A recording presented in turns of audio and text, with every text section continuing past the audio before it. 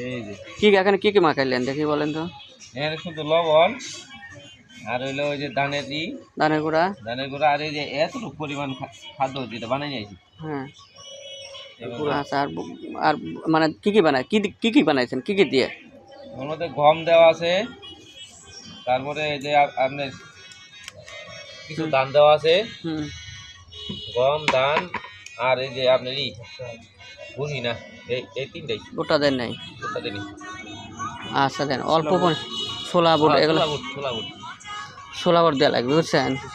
হ্যাঁ ছোলা বুট দেওয়া লাগবে, মানে সামান্য অল্প পরিমাণ ভুট্টাও দেবেন, অল্প পরিমাণ ভুট্টা দিনই অল্প পরিমাণ দেবেন। আচ্ছা দেন দেখি